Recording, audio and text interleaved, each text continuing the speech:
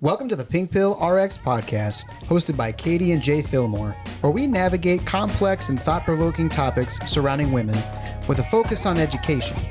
For shorter form content, follow us on TikTok, Instagram, or YouTube at Caters88 or Pink Pill RX. That's KATORS 88. If you enjoy this podcast, please give us a follow and maybe a nice review. Today, we're diving into the critical intersection of reproductive health and digital privacy. Period tracking apps are utilized by millions of women, and the personal data they collect has never been more vulnerable. That's why Congresswoman Sara Jacobs has introduced the My Body, My Data bill, aiming to give individuals clear control and consent over how their intimate health information is used and shared. I'm thrilled to welcome her to unpack the motivations behind this landmark legislation and explore what it means for bodily autonomy in the digital age. Congresswoman Sara Jacobs is a third-generation San Diegan and proudly serves California's 51st Congressional District, which includes San Diego, El Cajon, La Mesa, and Lemon Grove. Congresswoman Jacobs is a member of the House Foreign Affairs Committee and the House Armed Services Committee. Before Congress, she worked at the United Nations, UNICEF, the U.S. State Department, and on Secretary Hillary Clinton's 2016 presidential campaign, and served as the founding CEO of the international education nonprofit Project Connect, and as founding chair of a nonprofit coalition to end child poverty, San Diego for Every Child. As one of the youngest women to serve in Congress, Congresswoman Jacobs is a champion for reproductive rights. She has spoken openly about freezing her eggs during her first year in Congress. She has also introduced the My Body, My Data Act, a landmark bill to protect reproductive and sexual health data. And she was the first member of Congress in history to talk about her period on the House floor. That's some big stuff. Welcome. Thank you. Thanks so much for having me. How are you? I'm doing okay. I'm very happy to be back home in San Diego. How are you? Yay. That's exciting. Yeah, we're doing good. We're so excited to talk to you today and really appreciate you taking some time out to chit-chat with us. Yeah, absolutely. I'm excited as well. Yeah, you've been busy. I've been following you on social media, and I've been seeing all the things you've been up to. It's been a week. Yes. Yeah, it has been a week, especially for your state. I've been following closely. Love everything I've seen. So excited to have you here. So I'm really excited about this bill. This is actually something that we have talked about on our TikTok and on our Instagram specifically. Actually, I've had several videos go viral talking specifically about period tracker apps and that data. It is something that is not protected, and that's alarming, especially in the landscape that we live right now. So just in simple terms, what does the My Body, My Data Act do? If someone's using a health app, how would their data be protected under this legislation? Yeah, it's a really good question. And actually, thank you for talking about all of this on TikTok, because that was actually part of how we got the idea for the bill, was a bunch of young people reaching out because they were hearing about it on TikTok and wondering what they should be doing about their data. And of course, I use a period tracking app myself, and as do my friends and peers. And so we started looking into it, and that's how we came up with this bill. So basically what the bill does is a few things. The first is it says that the company can only collect and retain the data that is strictly necessary to provide the service you've asked of them. So, for instance, if it's a period tracking app, they can't also collect location data. And then it says they are not allowed to sell or share it. You can ask for it to be deleted at any time. And if you believe your data is being misused, you have the right to sue. And this would be for all reproductive and sexual health data on any commercial entity. So period tracking app, fertility tracking app, website searches, anything like that. So remind me, now, are you reintroducing this bill? Was this bill already introduced a while back ago, and what happened there? Yep. So I started working on this bill as soon as the Dobbs decision came down, as soon as Roe v. Wade was overturned. And again, I started hearing from people, largely due to your advocacy and others, around this issue. And so we introduced it in 2022 and then again in 2023. Unfortunately, we haven't been able to get it passed because despite the fact that, my Republican colleagues in Congress, we work together on a number of data privacy issues. As soon as it's anything about reproductive health care, they refuse to work with me. So we're going to keep pushing, in part because I think people are increasingly becoming aware of the threats to their data, right? We saw in Project 2025 that they want to create this big pregnancy database. People are starting to, get nervous about what DOJ might be doing with their data. And so we think it's important to show that there are real solutions, but also to build the constituency for it so that when we are back in the majority, we can hopefully actually get it passed. Yeah, I think now more than ever, reintroducing this is so valuable. Like you know that. You don't need me to say that to you. You're aware. Yeah, I'll take all the positive reinforcement I can get these days. I'm curious about this too. Maybe it's more as a man, I'm a little bit less informed. So what are some like real life scenarios where someone's reproductive data, like their location or period tracking information, could be weaponized against them? It's a great question. So first of all, some of these period tracking apps, as I know you know because you talk about it, right? Their whole business model is they give you the service for free and then sell your data on the other side, often to data brokers, right? So this data is it really can be anywhere. And here's a couple of examples of how that's been used against people. So one, in 2022, in Nebraska, a woman and her mother were charged with an abortion illegal under state law using their private Facebook messages as the evidence that Facebook turned over due to a subpoena warrant. Another example is actually a data broker sold the data of anyone who visited an abortion clinic in a number of states. And then they use that data in order to target misinformation about reproductive health care to those people. Yeah, it's like it feels dystopian, but it's happening. Yeah, and I think that people, as far as the responses on my videos go, a lot of people, there was a lot of voices that were like, why would I care about this? Like, they sell our data all the time and we get ads all the time based on where we've been and who we've been around and stuff like that. But I think taking that to the next level of like, no, it's not just selling the ads. They can use this information. They can track your location, where you have been, and then they can use that to prosecute. Absolutely. And we've heard reports of women who have had natural miscarriages who, when they've gone to get help, then have been investigated, and people have used whether or not they ever searched for anything about abortion or mifepristone or anything in their Google search history as evidence as to whether it was a natural miscarriage or an abortion that should be prosecuted. So these are very real things that are happening. It's almost like a surveillance state when you have these private companies having enormous amounts of data, and they can use whatever they want or sell whatever they want or share whatever they want and use it against you. It's a scary precedent for this area and for all kinds of different areas. Well, that's right. And I think a lot of people don't realize that HIPAA doesn't cover this kind of data, because HIPAA only covers any information or data between you and your healthcare provider. It doesn't cover any commercial entity like this. And so even though this feels like it's health data, right, it's not actually currently protected under current health data privacy laws. Now, I think we need to fix, the whole range of data privacy issues. I think we need comprehensive data privacy legislation, but especially in this moment, I think it's important that we at least are protecting this incredibly sensitive personal data, which is, what you want your government to do. It's why we have a range of other health data privacy laws already. Does this bill have any bipartisan support? In Congress, we have been unable to find Republicans who are willing to sign on. However, a poll about 2 years ago showed that 2/3 of Americans, including 54% of Republicans, think Congress should ban the sale of reproductive health data. So it is popular among Republicans, just not Republican members of Congress. Yeah, it just seems like it's just something that is common sense, like that you would want to protect.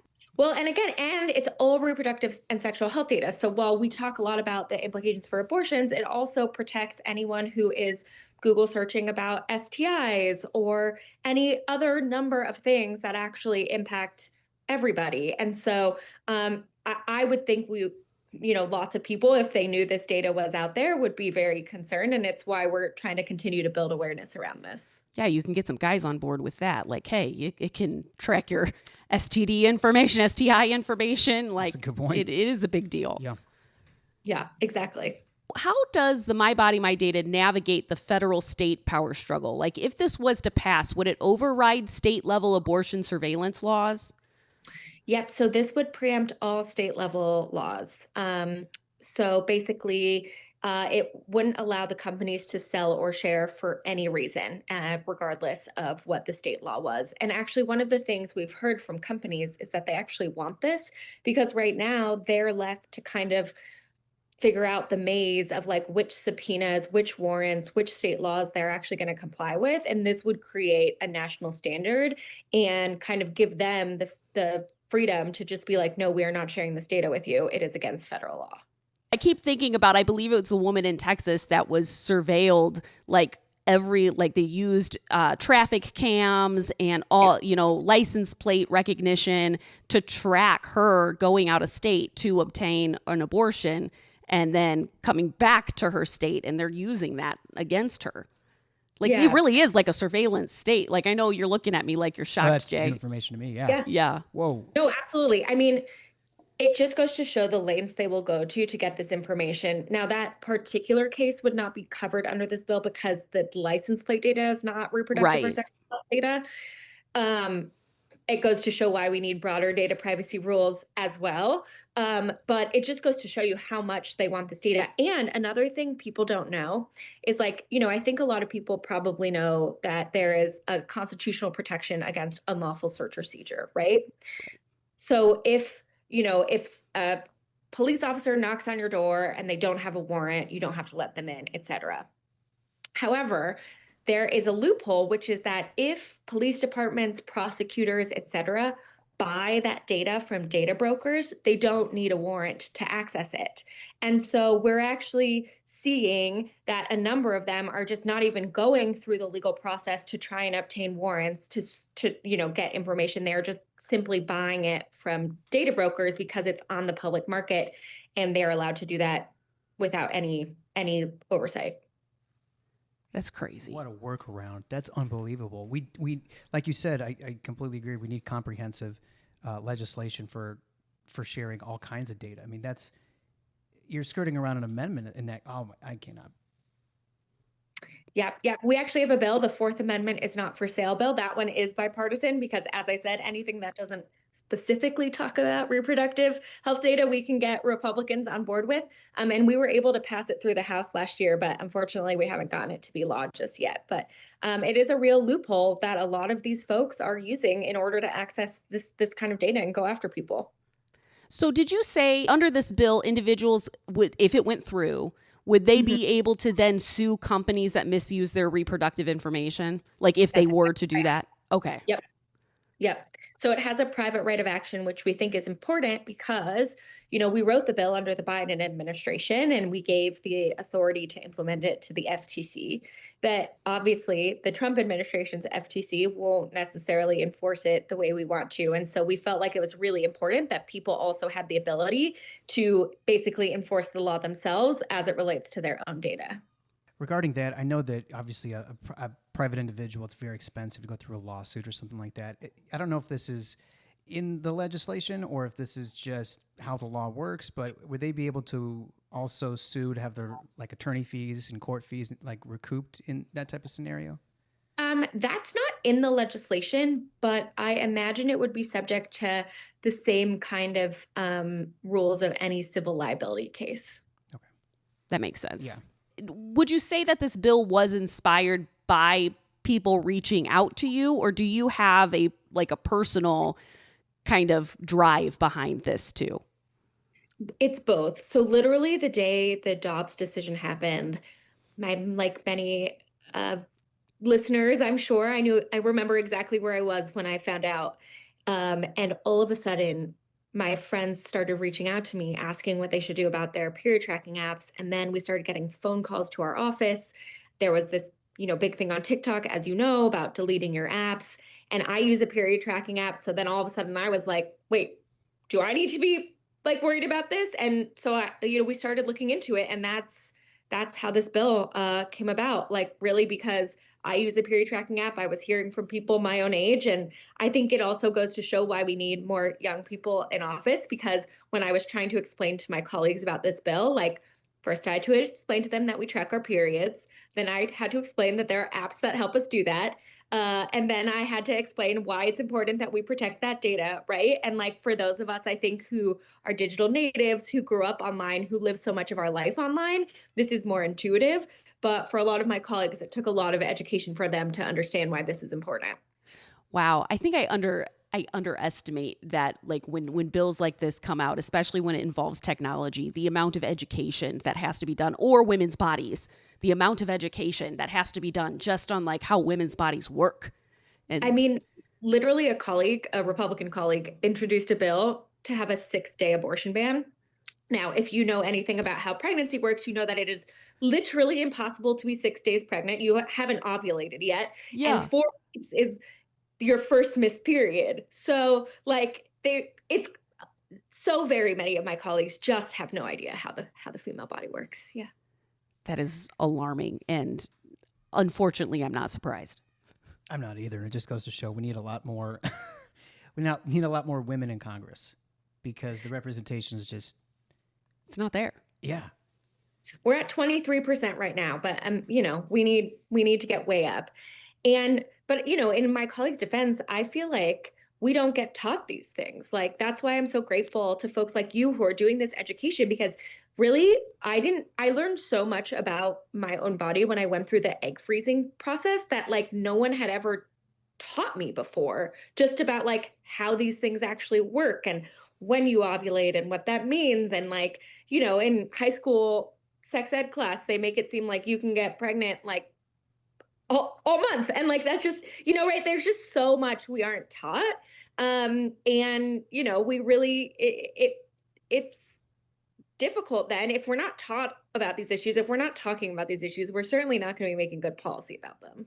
No, the lack of comprehensive body education for women, to women about their own bodies is so lacking. I work in women's healthcare, and the amount of women that come in that are just like, well, I mean, I've been having sex for how long? I've never gotten pregnant. I just assumed I couldn't get pregnant. Or, not even realizing like, well, it's probably statistically you're not having sex around, this very narrow window of time. And that's why possibly. But because of what we're taught in school, it makes it sound like if you have sex one time, you will get pregnant.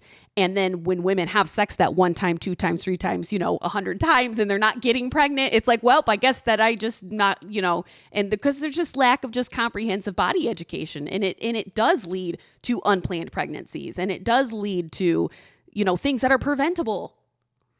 Yeah, absolutely. Absolutely. So, we got to fix the education system too. Yeah, I know that's not, what we're talking about technically here, but it's so wrapped up in there too, because period tracking is very possibly the introduction women have for the first time in how to, track your period, and what does your period look like, and are you regular, are you not regular, like all that stuff. Like we're learning, I think, in real time with these apps even, especially ones that show fertility windows and things like that. Yeah, absolutely. And, I think it wasn't just that I had to explain to my colleagues that there are apps. I had to explain to my colleagues that like we track our periods. It's an important thing that we do to know about our own bodies. Yes. And it's not just because we want to know when to expect our period. Sometimes there's like more to it than that sometimes. Exactly. Yeah, exactly. Yeah. One of the things I definitely want to talk about is for the listeners who are fired up about this, who really are passionate about this, what can they do to support this bill?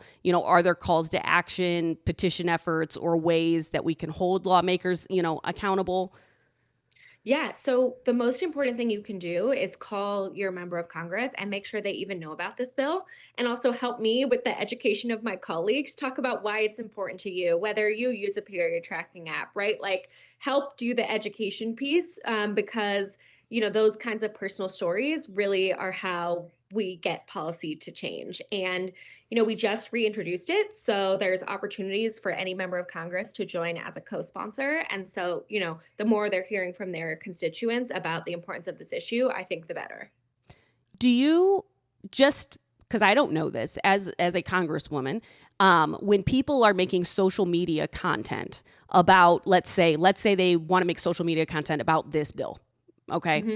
and they tag their members of Congress and they tag their representatives and stuff. Is that a helpful way as well to get the word out there, or is it not very helpful? Because I see people doing that and I don't know how helpful it is. Okay, so I'll be honest. If you tag me, we look at it. Most of my colleagues don't actually do their own social media. Okay. And so it probably goes into the black hole of some, intern or comm staffer who is handling their social media. So I would say email, phone call are still the best ways to do outreach to your members of Congress. Okay, so we're still the old school way. That's always good, tried and true. You can also still fax if you want. So you can fax. That's real old amazing. School. That is amazing. I think that sometimes it's easy as people who live in blue states. I think they think that, this really isn't that big of a deal, but to stand in solidarity together, I think is huge here. Absolutely. And remember, many of my colleagues in Congress want a federal abortion ban. And so even if you live in a state like California, like I do, a federal abortion ban would override all state protections. I often wonder, and this is just me talking, but like the chain event that happens when you start to criminalize abortion, I don't think that a lot of the people, that the average lay people that are, pro-life really recognize that what you're advocating for by criminalizing abortion is criminalizing women and adding a already complicated situation. When you choose to have an abortion, that is a complicated choice. This is not like as simple as the world might want you to think that it is. This is a complicated choice. No matter, whether you choose to parent, whether you choose to have an abortion, it's complicated and it's emotionally taxing and it's trauma. It can be traumatizing. And then to add on to that, this threat of like, oh, well, you could be convicted and prosecuted for murder, Look, it's just mind blowing to me. I just wonder how many people really understand what you're asking for. Like, it just is heartbreaking to me that we would do that to women. And not only that, I totally agree, but not only that, I often say that Dobbs was actually a privacy decision more than it was an abortion decision. Why? Because how do you prosecute abortions? You have to get access to people's medical records. You have to be able to access this kind of information. How are you able to tell if something is an abortion versus a natural miscarriage? Only through getting access to this very kind of personal information that should be protected. And so that means that information is not protected for anybody. Yeah, and it should absolutely, it's health information. It should absolutely be protected. Yep. Yeah. So hopefully we can get this passed with all of our efforts here, because the bill is awesome and I just love that you're doing it, and I hope that we can get, knock on wood, some bipartisan support here. And if not, hopefully get the majority in the future here and be able to move forward with something that's so needed to hold these big companies accountable, because your data shouldn't be that easily accessible, especially the health data. Yeah, absolutely. Yeah. Well, thank you guys for all the education you're doing, because really it's so important. And the more we're talking about these issues, the more we're going to be able to get done. So I really appreciate all the work you both do as well. Well, we're going to keep being loud and we're going to keep talking about it. I do want to thank you for your time. I know that you're really busy, especially right now in the condition of the world and what this week has held for you. This is a really important topic, and just want to thank you sincerely for fighting for us and making a stand. Absolutely. It's my honor to do it. Yeah. Thank you. Thank you so much. You have a good rest of your day. You as well. Okay, take care. Before I move on to talking to you guys about the different period tracking apps that you might want to use versus ones you might not want to use as legislation catches up here, is there anything, Jay, about that particular conversation that stands out to you at all, or that like you didn't know? Yeah, there's a few different things. One is that it's basically like these apps selling or sharing data, and then law enforcement can just acquire it and not need a warrant, and how it's basically a workaround of your Fourth Amendment right to unlawful searches and seizures. To me, that is horrifying. And like I mentioned, that is a precedent for other areas as well, that there is this loophole using data to circumvent your Fourth Amendment right. where they don't need a warrant for this type of stuff.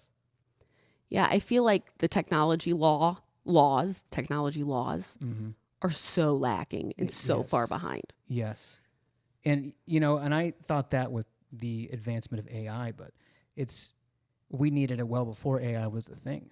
Yeah, we need it for our data, so much of it. Our data should belong to us. Yes. That was particularly shocking. And that it's not protected by HIPAA.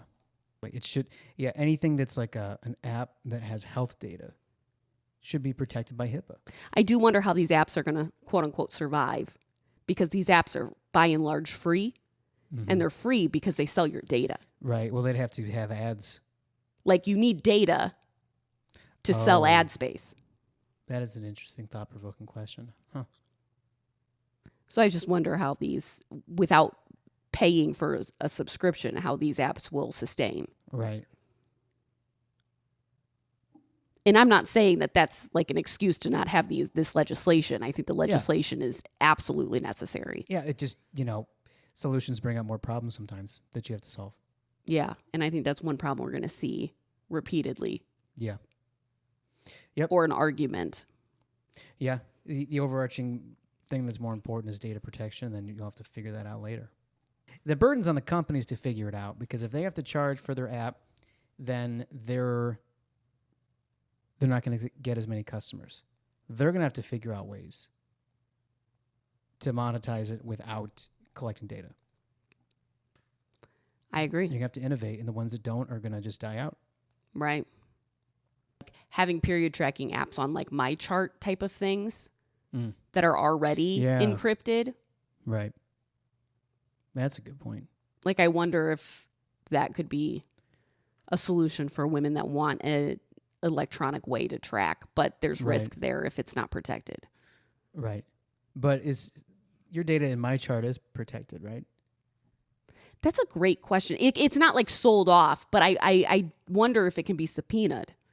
Mm-hmm. I think that's protected through HIPAA because it's technically between you and your healthcare provider. Things that are between you and your healthcare provider are protected under HIPAA. So my thing is if you are tracking it via something in that my chart portal, is that technically between you and your doctor? And if it is, then it should be covered under HIPAA. Right. But if it's not covered under HIPAA, but that data is still private, then law enforcement would still need a warrant. And a judge would have to sign the warrant. There'd have to be probable cause to get a warrant. So it's going to really slow a lot of things down, and probably a lot of cases that could possibly go forward would not be able to because they couldn't get the warrant because it would be probable cause outside of the data in the app that they can't access. Yeah, obviously we are not experts in law or in HIPAA here, but in theory, that sounds accurate. Well, for those of you who want to keep your period data private while legislation catches up, here are some privacy info on popular period tracking apps.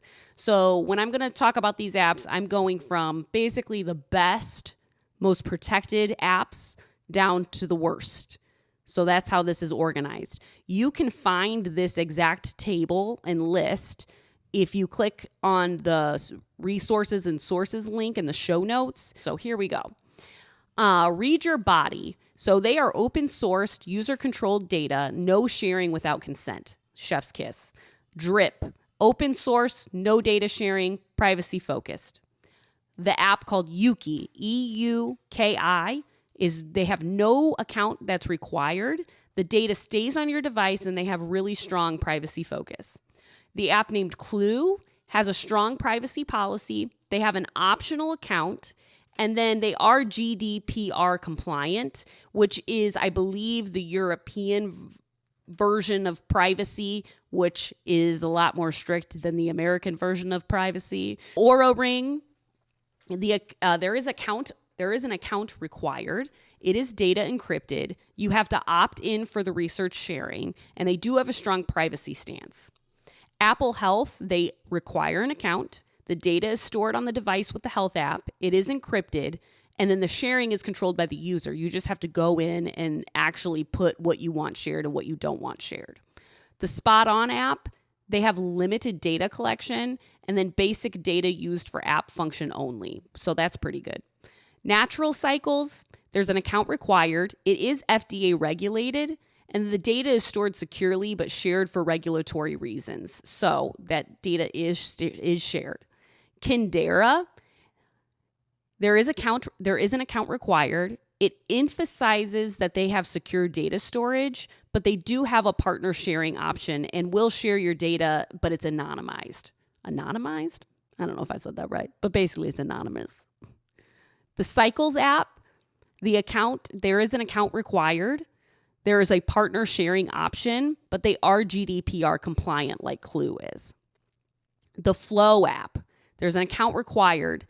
They have a history of data sharing concerns, but they have made some improvements. I would be cautious with that app. The Ovia Fertility app, there's an account required. Some data sharing for insights and ads, so they do share your data to third party so that they can advertise to you. Fitbit, there's an account required. There's some data shared for research and third party integrations, but there is an opt-out available. So you are automatically opted in unless you opt out. Stardust. People love this app. People are crazy about this app. They think that this app is like ironclad with security, but this app went under some major scrutiny because they came out and was like, we don't sell your private information, but they were sharing and selling your private information. So there is an account required here. They are very vague on their data sharing information, and there's a lot of mixed reviews out there on privacy. The 28 app, there's an account required. It's limited info. They have very limited info on their website about data handling, and it is very unclear whether there's third-party involvement. I would guess that there is, because when it's unclear, it's unsafe, in my opinion. Moody Month, there's an account required. Mood and health data is collected, and there's limited privacy disclosure, so not a lot on there. The Period Calendar, or the P Tracker. It's a very basic app, but it is ads supported. They do share your data with third parties to run those ads, baby. My Calendar, it's a very basic app, just like the Period Calendar app is. It does include ads, and it's unclear. They have unclear third-party data sharing information, but because there's ads, there's a pretty strong assumption that they're sharing that information because they want to advertise to you specifically for a reason. The Glow app, there's an account required. They have a history of data sharing with third parties. So those are just some apps that are available on the App Store and kind of what their privacy policies are. I would personally stick with the Yuki app, the Drip app, or the Read Your Body app. Those three. Clue is good too. So those four probably. I have been hearing a lot about the InBody app. I haven't done a lot of deep diving into them yet, but they have commented multiple times on my videos about period tracking, saying that they do not sell or share your information. So that is another app that you could look up called the InBody app. You know, even if you're not concerned about your information being sold or shared to third parties, I think it is important to zoom out, like I had said earlier, and see that we can all stand in solidarity here with each other and decide that our data, our health data, is not for sale. Our body is not for sale. Our sex lives is not for sale. Our ovulation times are not for sale. When we have our period is not for sale. I think we could all stand up together in solidarity and use apps that prioritize privacy and support bills like My Body, My Data. Call your representatives. Help get this passed. Make your voices heard. Our bodies are not for sale. I hope for those of you listening, something was intriguing or sparked a curiosity, or you felt affirmed or challenged. Stay educated. Take the pink pill. If you enjoyed this podcast, please give us a follow and maybe a nice review.